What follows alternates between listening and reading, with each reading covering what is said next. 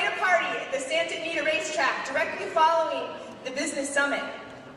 At this time, I would like to introduce your Master of Ceremonies for today's summit. Our Master of Ceremonies is Stephen Chung, the President of the World Trade Center, Los Angeles, the WTC-LA.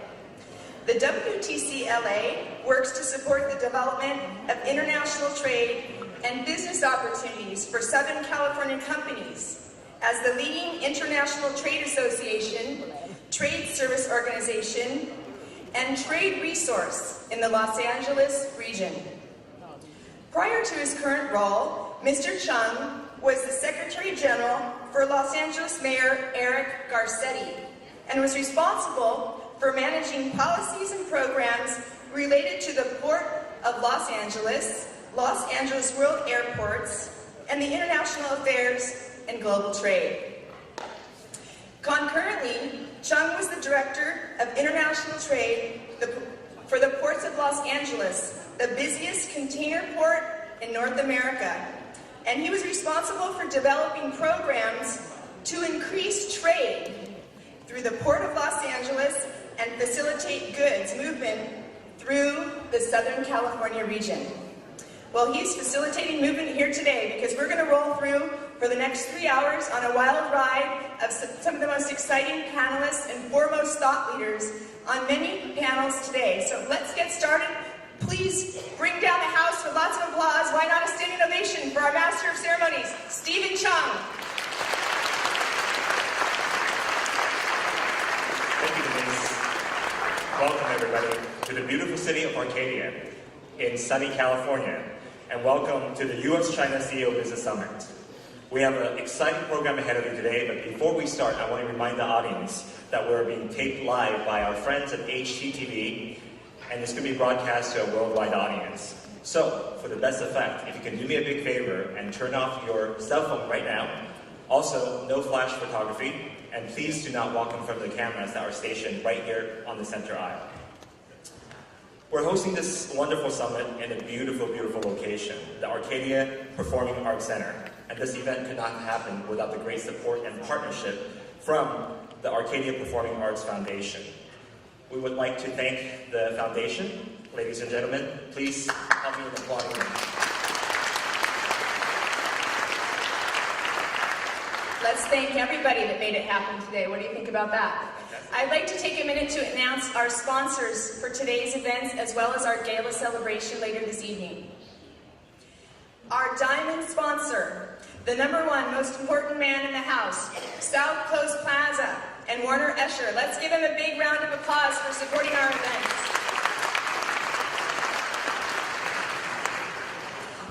Our gold sponsor, U.S.-China Investments Group. Our gold sponsor, Michael Gordon of USA-China Investments Group. And we have a number of different silver sponsors to thank, including Delta Airlines, Huawei Enterprise USA, the Los Angeles Business Journal, Prestige Private Air, and Tabasco of America. And we have our bronze sponsors, Apex Computer Systems, Dragon Crowd Garment, EMA Design Group, Law Offices of Steve Chi and Associates, and World Beauty Design Association. And our honorary sponsors include Bank of America, Beijing Broad and Bright Law Firm, Cedars-Sinai, China Mobile International USA, Citi Private Bank, Englander, Ganabi and Allen, Focus Technology USA, Good Count, Henry Group, Mitchell, Silverberg, and Nupp, Partners Trust, Vertex Telecom, and ZTE USA. And we have a lot of friends, and we're going to mention them very briefly. You'll see them on the program tonight at dinner, but we have so many supporters and friends with in-kind contributions. I'm going to quickly announce them. We have 85C Bakery Cafe, a Nolan Lux World, the Arcadia Performing Arts Foundation, Organic, BYD Motor, limousine all of our VIPs over to the reception, Blythe Schultz, California Wine and Company, Chronic Tacos, myself, Denise O'Brien, and my company, Dome Consulting, DJ Steve Mendez, Freddie Ravel, Galt International, Jean Van Buren, Ginger de Paris, Golden Eagle Aviation, Greenland USA, who hosted a fabulous party for all of our guests last night in their most exquisite offices in downtown Los Angeles. HGTV USA, who's filming live today. Jerome Dean, Jim White, Jimmy G, CTS, Leia Leia, Luli Gongfang, Lori Bachelou, Losa Naya, who did our press conference food, Lucy DeCastano, Malibu Family Wines, Mark Warnock will be serving water for all of you over at our gala. Michael and Maisie Yang and friends, Perky Serboski and friends, Sandra Richland and TRG Golf, Santa Anita Park Racetrack, Story Tong, and Sue Wong Fashion. Thank you, Sue Wong. Sue Wong dressed all of the executives, and you'll see some of them on stage later. And tonight, I'll be wearing a number of her evening gowns, emceeing the gala. Thank you so much. Back to Stephen. Thank you, Denise. And before we stop, we actually want to make sure that we thank the staff, and especially Denise, for putting together this great program, not only for this afternoon, but this evening as well. Denise, thank you very much.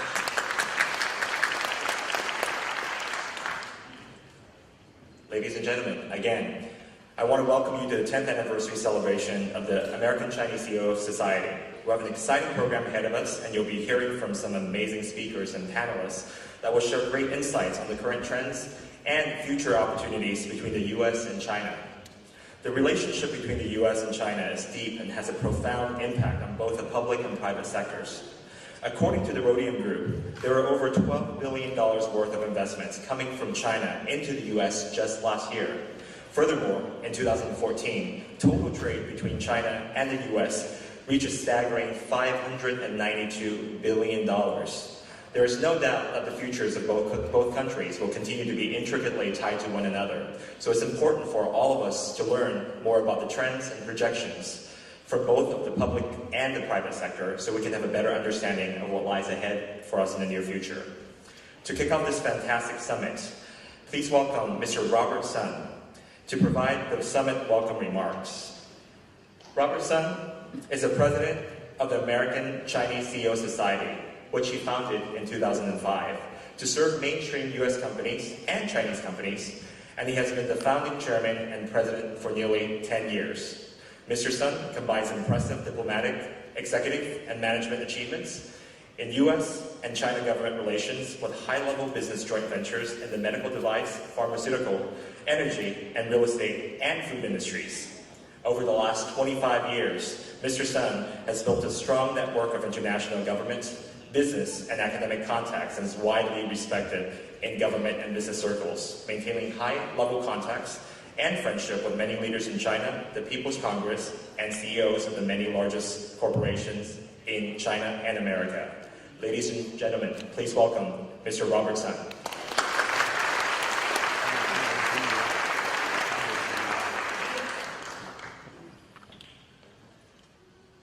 大家好，我今天非常荣幸在这里代表美中企业家商会跟大家一起举行我们的10周年的庆典。我们今天的第一项节目是美中两国企业高峰论坛。我们非常荣幸请到我们中华人民共和国驻洛杉矶总领事刘健大使，还有美国商务部副部长库珀先生，还有这个原来的住房与城市发展部的部长 Harris Sinero， 以及很多的企业的嘉宾。所以我今天要对大家的到来，对各位朋友来参加这次论坛表示衷心的感谢和热烈的欢迎。I'm very, very happy today to open my arms to welcome all of you to celebrate American Chinese CEO Society 10th anniversary.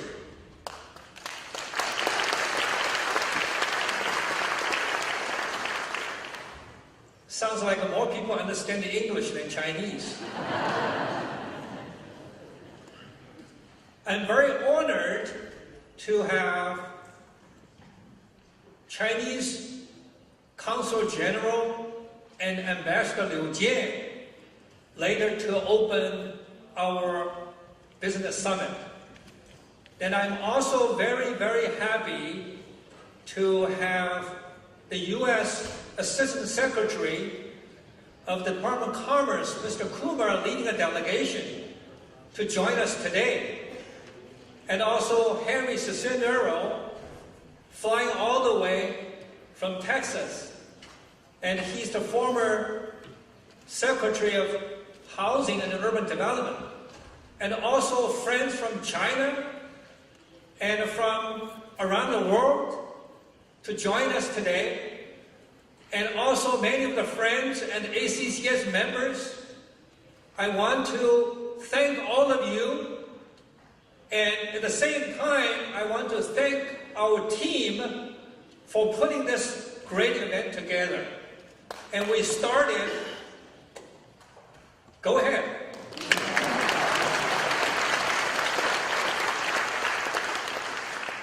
We have a great team.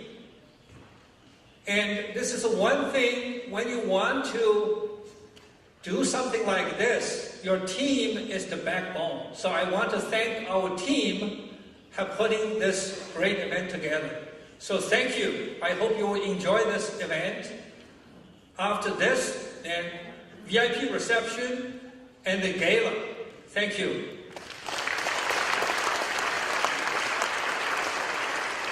Thank you, Mr. Sun.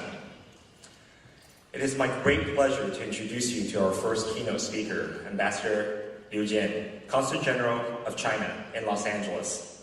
Ambassador Liu has spent more than 30 years as a career diplomat, serving in strategic appointments around the world, including Pakistan, Malaysia, and Afghanistan.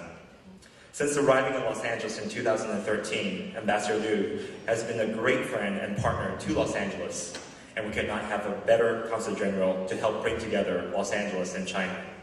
Ladies and gentlemen, please help me in welcoming the Honorable Ambassador Liu Jian.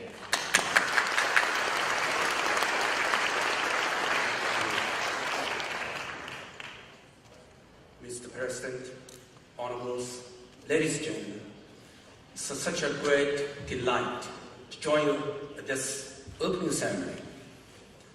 I much value this kind of opportunity to exchange ideas and share observations about the advance of China-California business links. A brief analysis of China-US business cooperation means that we can all take pride in some outstanding achievements. Well, in terms of trade, with China and the United States established diplomatic ties in 1979, the bilateral trade was only $2.45 billion. In 2014, however, we reached $550 billion. That's according to our statistics. Well, now China and the United States are the second largest trading partners to China. In terms of investment, by the end of 2014, the accumulated U.S. investment projects in China have reached 64,000, with the paid-in capital amounting to $75.4 billion. And at the same time, there are 1,500 establishments by Chinese firms across the United States. Well, it's always tempting to look back and talk about our achievements. Yet, I have a clear message today. Let's not rest on our success. Let's look with fresh minds about how much more we can do. And let's, with renewed vigor, seize great opportunities before us. So going forward, how should we take in the current situation and overall picture. What are the favorable conditions and opportunities? I believe there are three things we can do. The first is to maintain confidence in China's economic new normal. We know China's economy has entered a set of new normal. The new normal means a shift of gear of economic growth from high speed to medium high speed. Recently, some Western pundits have predicted a so-called China's economic meltdown. These predictions simply do not hold water. The reality is that despite the impact of peripheral factors that have put downward pressure on China's economy, the growth rate in the first half of this year stayed at 7%. And that is the target set by China's government for its annual growth. We have the ability and confidence to fulfill this target. On top of the steady growth, China is accelerating the pace of economic structure upgrading. The focus of this effort is to encourage grassroots startups and innovation. The goal is to give the economy new vim and vigor by making innovation a new driver of the economy. So the China's economy is showing great resilience and fulfilling untapped potential. That trend is clear to any observer who analyzes China with an open mind and fair judgment. That means that China in the coming 10 to 20 years will remain steady and moderate growth. Well, turning to the second point or action I propose, that is to catch the fast trend of China's further opening up. We know China's economy has benefited from the policies of reform and opening up. In the coming 30 years, China will upgrade its opening structure. There will be a whole new landscape. The pattern of import and export trend will give way of high value-added trade that emphasizes quality and efficiency. A series of external development strategies and methods are being rolled out that could create mutually beneficial cooperation between China and most countries of the world. These strategies and policies include the Shanghai-Taiwan Free Trade Zone, the Asia-Pacific Free Trade Area, the One Belt, One Road Initiative, the Asia Infrastructure Development Bank, the New Development Bank, and Silk Road Fund. In the bilateral level, China and the United States are carrying out negotiations on BRT, which certainly we hope it could be concluded at an early date. These are demonstrations of China's commitment of mutual benefit and winning cooperation with the world, certainly including the United States. Well, under his LA Mayor Eric Cassetti's words, when he says during his visit to China last November that there will be a Pacific century, when that will embrace and intend to lead with China. While Europe and the East Coast might call China the Near West, near the farthest, for LA, it has always been the Near West. So I hope the business community here could give full play to its advantage, seize opportunity, and shape a future of winning cooperation with China. Okay, my third or final action point has a focus on China-US relations. All of us must work together to help build a strong US ties that always sets the tune for bilateral business cooperation. There are many success stories in China-US business cooperation. The business community, of course, should take the credit. Yet one should not forget the picture, the overall picture, that namely, this golden time of building a new model of major countries' relationship between China and the United States, which is based on mutual respect and winning cooperation. I'm happy to see this consensus was reached between our two presidents during their meeting at Ceremonies, Southern California, 2 years ago. To some extent, I should say, Southern California plays a unique role in China-US relations. We should not forget President Nixon, who opened the door to China, also comes from Southern California. Well, in this year alone, there have been and will be a quite number of positive developments.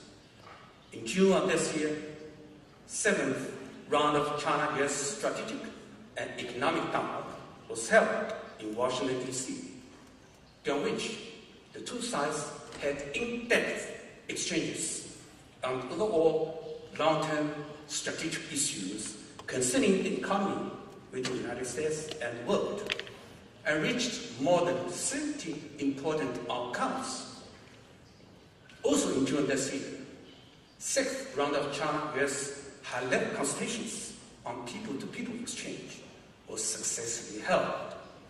In 2014 alone, the two sides implemented 104 consensus, showing the unique charm and great potential of people-to-people and cultural exchanges. Later this year, Chinese president will pay a visit to the United States. This will be a new milestone in China-US relations. We hope this visit will be successful and productive. I hope the business communities here could not only make best use of this golden time, but also work to consolidate and extend the period of strategic opportunities. Business leaders like you are in a prime position to help keep China-California relations on track. Your leadership could help ensure its sound development. You have the means to expand China-California relations and make the economic cake far bigger. Ladies and gentlemen, I've been working here 2 years now, during which I'm happy to see China-California relations have made great progress in trade and economic exchanges. Last year, China was California's third largest export market, with exports totaling $16.1 billion. China was also California's largest source of import, with the imports totaling $137.7 billion. Now, over 300 Chinese companies have established their presence in Southern California.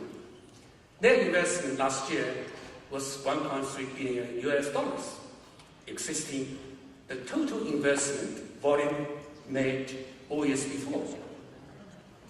And every week, there are more than 40 flights commuting LAX in Chinese cities.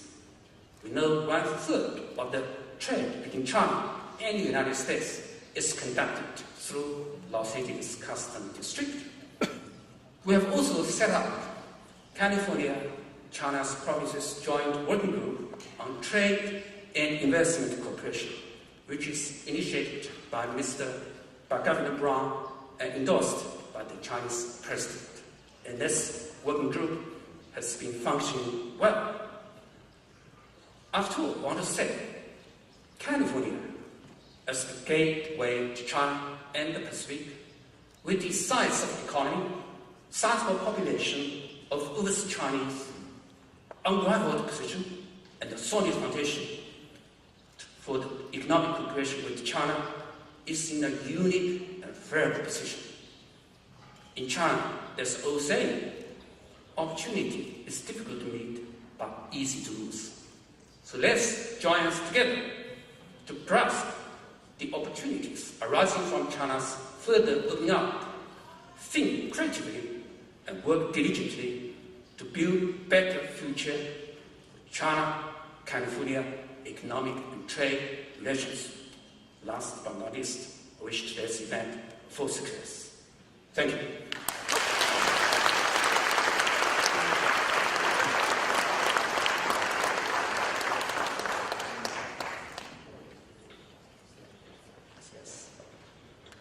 Thank you, Ambassador.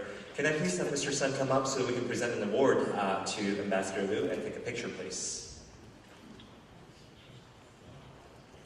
Is Mr. Sun here?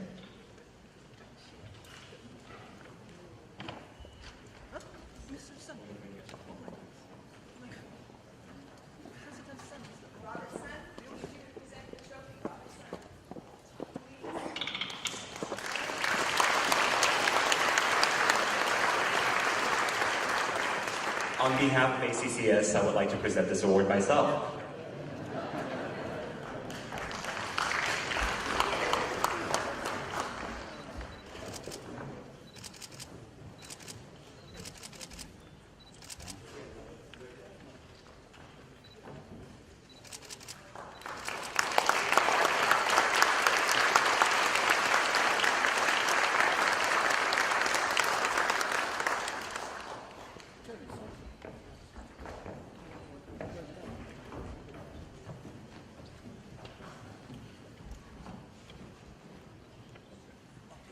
Thank you again, Ambassador Liu. Thank you for your great leadership. As mentioned a little bit before, the trade between Los Angeles and China is humongous, and China is currently the largest trading partner for Los Angeles. So again, on behalf of the residents and citizens of Los Angeles County, thank you for your great leadership.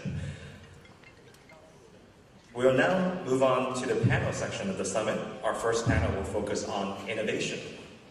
Los Angeles is quickly becoming the innovation capital of the United States. In just the past few years, Google, Microsoft, Facebook, and YouTube have all opened offices on the west side of Los Angeles. They're now joined by hundreds of other startups, including Snapchat, Hulu, and The Honest Company. Venture capital and angel investors continue to increase their focus on Los Angeles. Since 2009, venture investors have invested more than $3.5 billion in tech companies in Los Angeles. Chinese investors are also making major plays in this arena.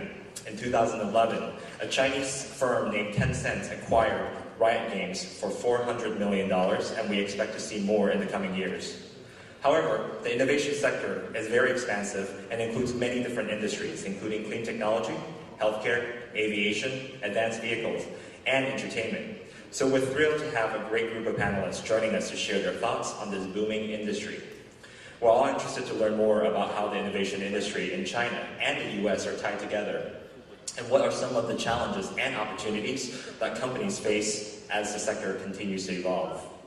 Mr. Richard Morgenstern, chairman of the Los Angeles Clean Tech Incubator and the past president of the LA network Tech Coast Angel, has generously agreed to help moderate this panel. Mr. Morgenstern was formerly the managing partner of an intellectual property and business litigation law firm. He was also the former chairman of an NASD licensed investment banking firm. As if that's not enough, Richard serves as an advisor and teaches at some of the best universities in the world that just so happen to be here in our backyard, which includes UCLA, USC, and Caltech. Ladies and gentlemen, please help me welcome Mr. Richard Morgenstern.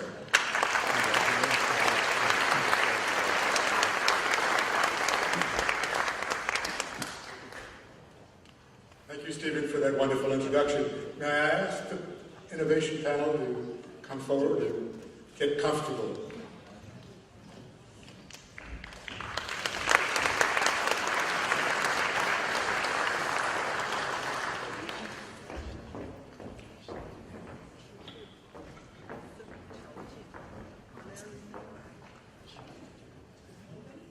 I believe we have everybody, and those who require a translation apparatus.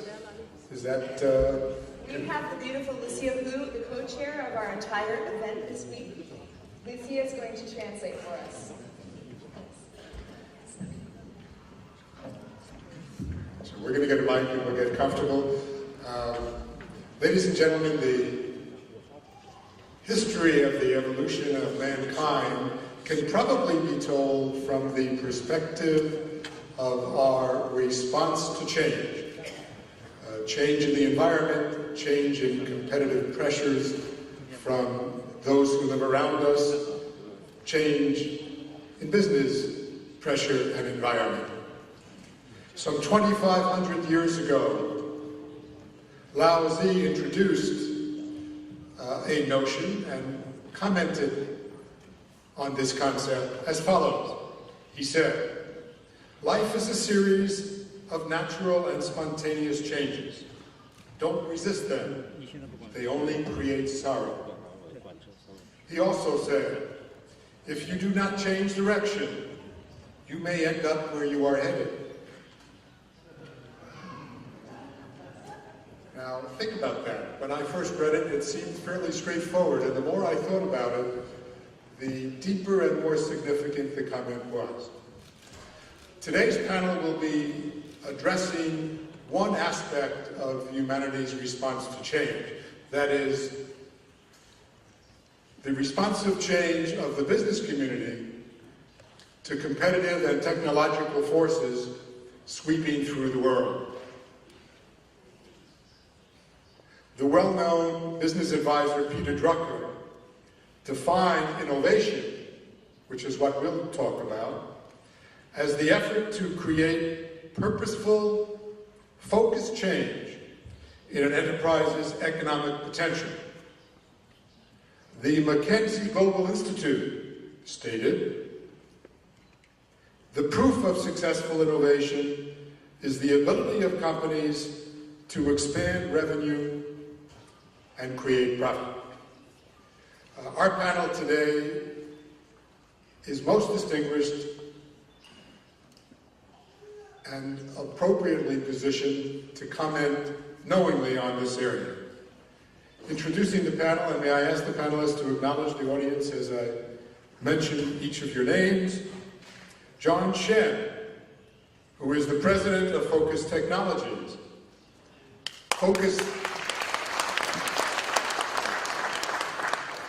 Focus Technologies is one of the world's leading enterprises focusing on the business-to-business e-commerce.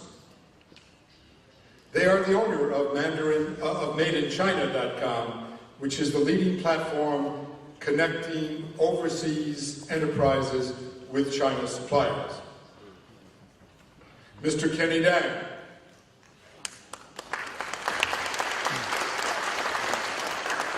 Mr. Dang is the Vice President of China Business Collaborations at Cedars-Sinai Medical Center, one of the world's most distinguished health complexes.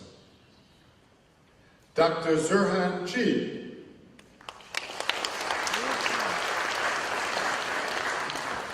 Dr. Ji is the Vice President and General Manager of Air China's North American operations.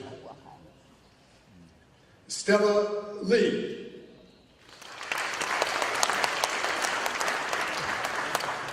Ms. Li is the president of BYD Motoring.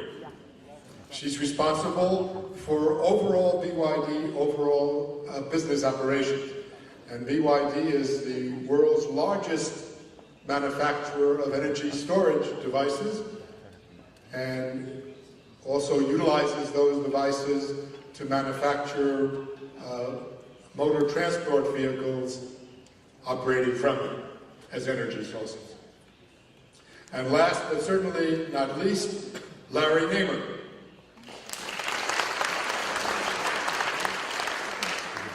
Mr. Namer is the President and Chief Executive Officer of Mitan Development Group, whose focus is the development and distribution of entertainment content and media specifically for the Chinese-speaking audiences. And I just learned that Larry produces the #1 television show in China. Is that right, Larry? It's not the #1, but it's pretty popular. Would you like it to be the #1? So our topic today, ladies and gentlemen, is innovation.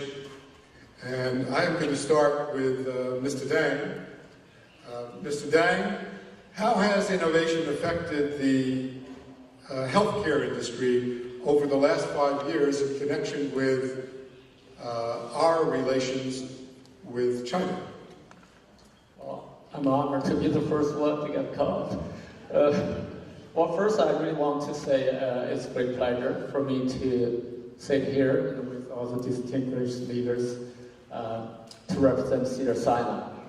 It's also, I feel honored to represent the healthcare industry on this channel. We all know healthcare expenditure in this country is account for 17.5% of GDP.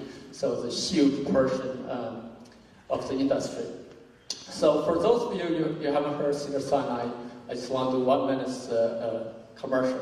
So Cedars-Sinai is one of the best hospitals in this country, and we're certainly is the largest private hospital in the West. And last year we actually had a net revenue of $2.8 billion. So that's my commercial time. So regarding the healthcare change or innovation, I would like to say that from a few aspects. So number one is actually on the finance side. We all know Obamacare is implemented in 2014. So that's one of the changes for the healthcare in this country in the last 30, 40 years.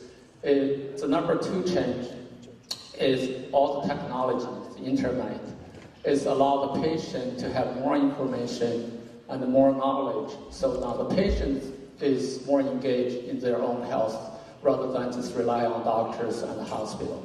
So the number three is kind of linked to the number two. It's because the internet, it's because all the travel, everything becomes so easy. So healthcare now has become global rather than just locally. So for example, Cedars-Sinai used to be all taking care of the patient locally. But now we're looking at the opportunity to, provide healthcare in China or for the people come from China.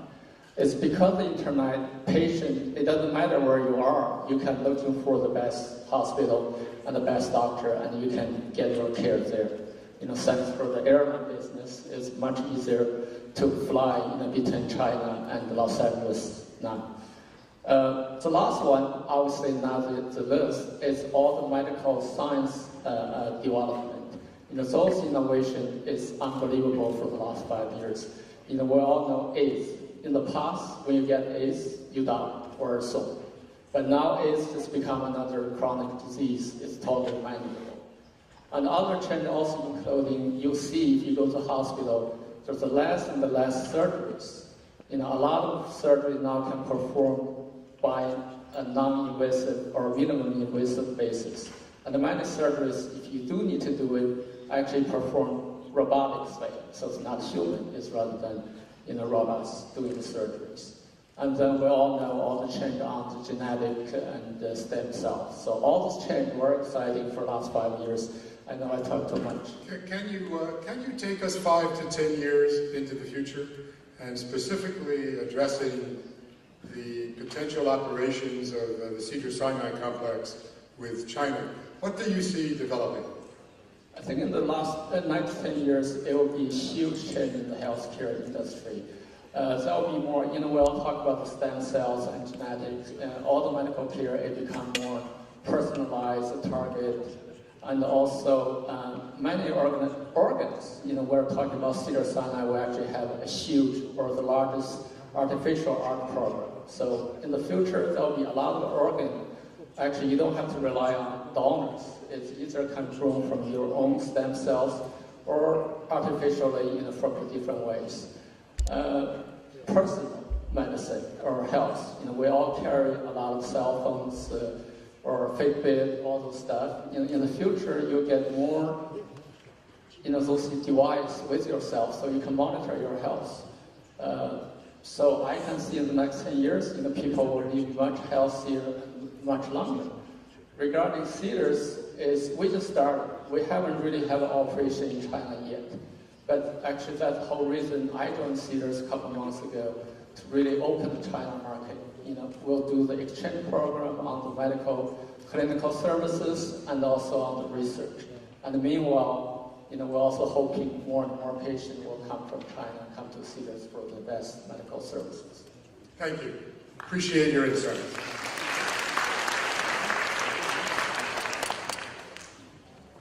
Mr. Shen, your business model really depended on the evolution of the internet and its creation. I wonder if you would give us some thoughts as to how the last 5 or 10 years of innovation have facilitated your operations, both in China and around the world, and where you foresee that taking your business in the future.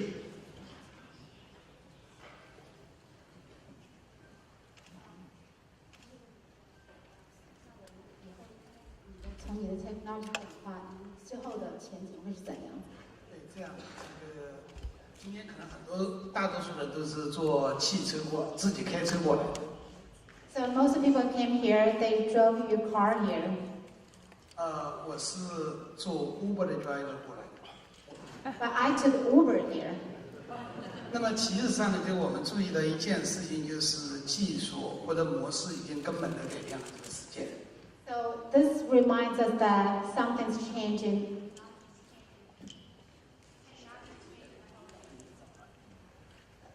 That's what we call a failure of technology. 那个我们在5到10年当中，我们现在已经来到了美国，我们在美国建立了我们自己的生意。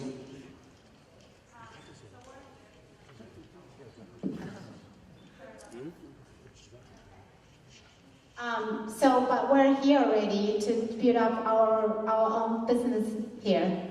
我们想在美国建立一个生意，能够让大多数的中国的制造商和美国的最终用户，就像一个需要一个外国人到了美国需要出租车，需要用 Uber 这样的一个平台一样。 So we're trying to build a platform between the Chinese manufacturers and the end users from the United States. It's like something like Uber. 因为现在大多数的中国的工厂，如果要把货物卖给美国的最终用户，无论是家庭还是工厂或者学校或者其他的非盈利组织，我们需要透过很多的中间商。 So what happened before is if most of Chinese manufacturers that want to sell to our products, no matter who they are, the non-profit manufacturing or even families, they have to go through all of middle channels to sell their products here. 那这个过程本身是一个非常消耗时间的，是一个成本很昂贵的，并且整个信息的流动跟这个时代是完全不一致的。这是一个完全透明的时代，所有的信息应该无障碍的流动。 So by now what happens, this is what happened before, it's really cost a lot of money, timing, and a lot of efforts, and there are misunderstanding because information which is not compatible with our today's society. 我们会在美国建立一个平台，透过这个平台，中国的制造商可以把货物直接卖给美国的最终用户，从而呢可以让中国的制造商可以赚到更多的钱，可以让美国的最终用户可以花更少的钱。 So what we're doing here is to build a platform. Now the Chinese manufacturers, they can communicate directly with end users in the United States and now making more profit on the manufacturing side, and there are more services provided to end users here in the United States. 因为在过去这个叫什么？尽管美国的最终用户知道中国的货物很便宜，质量也不错但是因为没有这样的一套体系，他们必须透过中间商来购买。 So now what happened before, the United States end users know the products in China, it's good quality and low price, but they don't have the channels to go directly to Chinese manufacturers to get the benefits. 我们不仅仅会在互联网上建立一个 Internet 的平台，而且事实上我们现在已经在 Ontario 的 City， 我们已经租了一个20多万尺的仓库。我们呢会做物流的平台，我们会有仓库，会有物流，会有售后，会有销售。把这样的平台都建立了之后，这样中国的工厂就可以把货物直接卖给美国用户。 So what I'm doing here, not just an online platform, what I'm doing here is actually we set up office in Ontario and rented a big, huge warehouse for all the Chinese manufacturers to store the products there. And so the end users in the United States actually can go to the storage to pick up whatever they want. So I would like to ask you to put on your future glasses for a moment. 对，我们的理解就在5到10年之内，我们这样的一个平台 ，Uber 现在可以帮助几十万的司机、无数的人可以利用 Uber 的平台连在一起。那么我们透过这样的一个服务呢，我们就可以帮中国几十万甚至上百万的工厂和美国几千万的家庭，或者说很多的组织联系在一起，可以把他们相互之间的这个叫什么这个连在一起，就是我们可以理解成为是一个国际贸易的 Uber。So what we're trying to hear, just like what Uber's doing here in the United States, so we're going to connect all the Chinese manufacturers to the fans here and the users here in the United States, and we're like building up an international Uber here. So, do you also have in mind the notion of connecting Chinese consumers to American manufacturers? 我们现在还没有考虑这样的业务，也许等我们把我们的业务模式成熟了之后，我们有可能反过来把美国工厂的货物能够直接供应给中国的这个最终消费者。We don't have the current plans yet, but we know that once we finish the first part, we go to the second part. In the future, we anticipate building what the China just mentioned the other way around. Thank you for your comments, sir.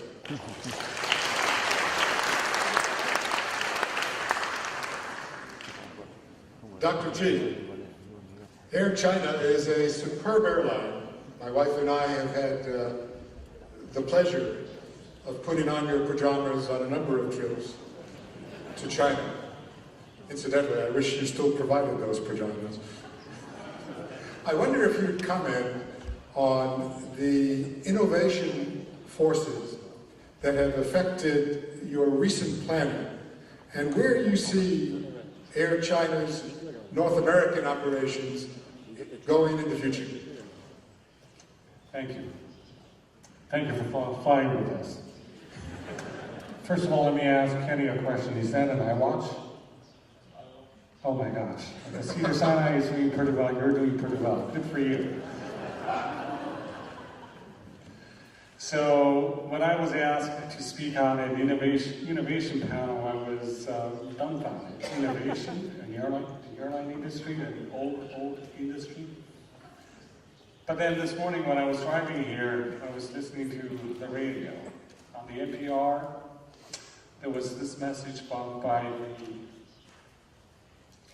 the Almond Board of California. And he says, the water needs of almond trees are not unique amongst trees. And almond growers are committed to innovation and water efficiency. So you've all heard, in this water crunch, you've heard about the pressure that's been put on nuts producers, especially almond producers, because almonds, by the way, you nut lovers out there, the almond tree is a water guzzler, so it consumes a lot of water. So they're under a lot of pressure. So they bring this message on the NPR, telling people, hey, we're committed to innovation. So I'm thinking if almond growers can engage in innovation, I suppose we can. That's the message. That's the joke. It's not a joke, but we started to fly to LA in April of 1982. And at that time, we were operating once a week. Then when I took over in late 2004, we were running 3 flights a week. So that was 3 times. That's progress. Today, between LA and Beijing, we operate 3 flights a day. So there's got to be some change. There's got to be some innovation. And when I actually think about it, there are many changes. There are many things of innovation nature. On the technical side, obviously, we operate twin engine airplanes. It used to be that we operate guzzlers, gas guzzlers, not water guzzlers. The 747 that we used to operate would burn about 12 tons of fuel per hour. And the 777, American-made 777-300ER airplanes that we operate between LA and Beijing, it burns about 7 tons of fuel, so that's a tremendous saving. And then we're going to acquire more fuel-efficient, greener airplanes. The 787-9 is coming online, and also the way we do business has seen a lot of innovation. For example, we were strictly a state-owned enterprise. We didn't have to sell that much, but in this world, in today's environment, we aggressively do our selling. And the marketing was unheard of in China. And still, marketing is always the weakest link at any Chinese company. And we're trying to change that. And we've tried very hard to change that. And Chinese companies typically don't get involved politically, but we play the game pretty well here. Now, you might wonder, why is it that we can operate 3 flights a day today? Now, let me throw out 2 numbers for you. And Les is here, my good friend, our mutual friend of Richard and mine. In 2010, the number of visitors from China was 735,000. Guess today's number, 2.1 million. So what happened? What happened was, actually there was a problem before. The problem was that it was very hard for Chinese nationals to get a visa to visit the United States. So I personally made many trips thanks to the help and support of Les. And worked with the government. I've made presentations to cabinet level officials, Assistant Secretary of Homeland Security, Assistant Secretary of State, Deputy Secretary of DOT, and numerous Congress people. Mr. Chi, I've been given a note that we have like 8 minutes left. Right. I apologize. I apologize for interrupting, but I want to give an opportunity for the remaining panel to give us their contributions as well. Okay, so how do you want me to wrap up? Another 10 minutes? I'd like you to say thank you very much, and we'll talk to you later. Thank you very much for your question.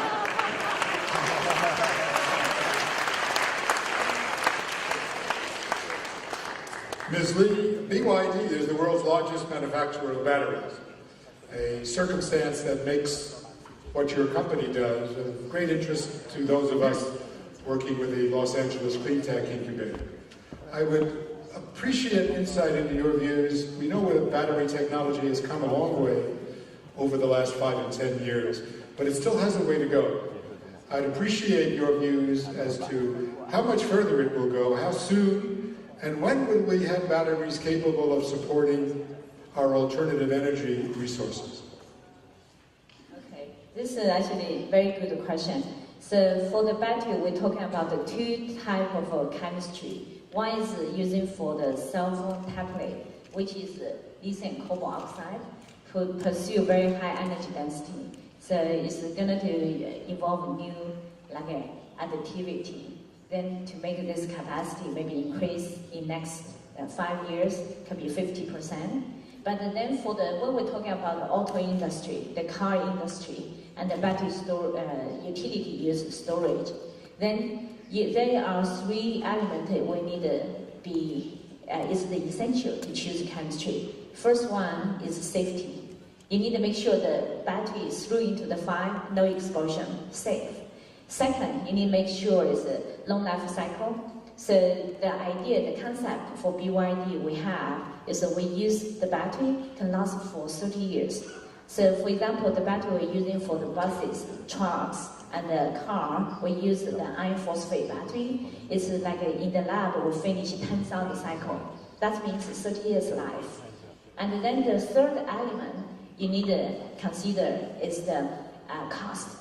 So you want the future in 10 years, talking about the innovation in the future, in 10 years on the street, 50%, like the consumer will mainly drive the EV or plug-in hybrid.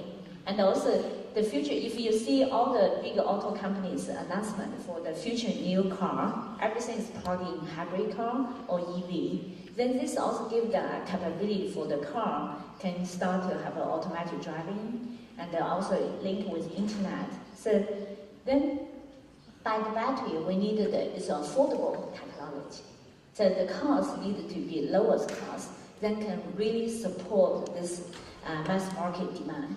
So my view on this industry, we will stick maybe in next 5 years still in the current iron phosphate, which demonstrate this by these three elements were the best solution. But at the same time, the energy density is going to increase around 10 to 15% per year. So it means in 5 years from now, use the same weight of vehicle, the same size of the chemistry, you can double the range. You know, I can't help asking a question because we have a local manufacturer of battery-powered cars, a little company by the name of Tesla. And they're in the middle of building what is billed as the largest battery manufacturing plant in the world. And I'd be very interested in BYD's perspective on that development as a competitive influence and how that is will affect your own planning going forward. So now, only tell me what you feel you can.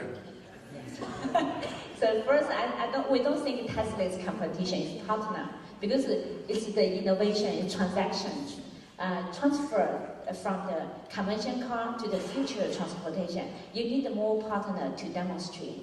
Tesla did a wonderful job on the introducing to do marketing, promoting, but anyhow, we call their product still the rich man's toys, right? Not everybody here can afford. Even myself cannot afford one.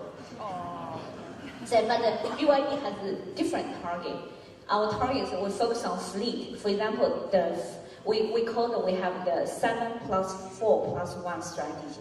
The 7, all the 7 industry is including the transit bus and the delivery trucks, community coach, and also the semi truck, like a waste management truck. This kind of fleet use truck, taxi, will be 100% fleet.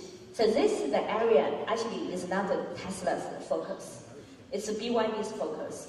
But by our view, we think by the efficiency, you can help to reduce CO2, reduce pollution is most effective. I have some data to share with you. Like in Hong Kong, they have 13,000 buses, around 15,000 taxis. So we make a very quick calculation. If you can electrify, there's only 28,000 vehicles. You can reduce the vehicle pollution in Hong Kong by 62%. So then, and then if you see globally, New York, Los Angeles, if we electrify 100% the buses, taxi, and the delivery trucks, all the trucks, then you can reduce 66% the pollution on the road. But then the population of this vehicle is less than 10%. So the amount, the money you spend, and it's small, but the result is significant. And then regarding the charging infrastructure, this is the challenge both BYD and Tesla are facing. Is it's easier to build in the charging infrastructure. So by this is BYD focus, not unlike Tesla. Thank you, Ms. Lee. Now,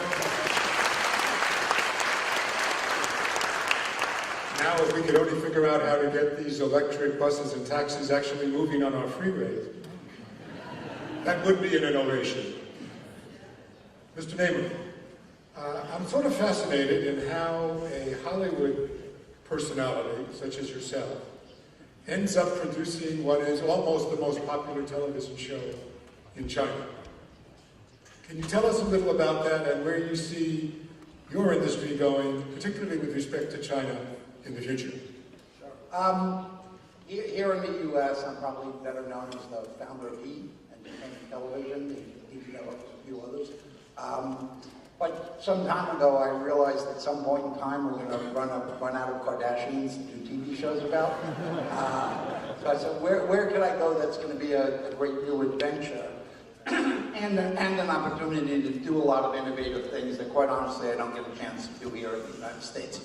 In the U.S., the media business has become incredibly consolidated, and unless you're one of the big players, the Rupert Murdochs of the world.